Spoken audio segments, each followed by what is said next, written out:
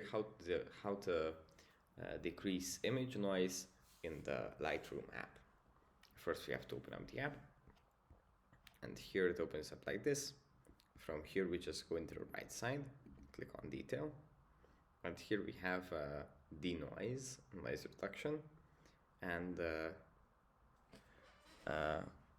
here we can manually denoise the image.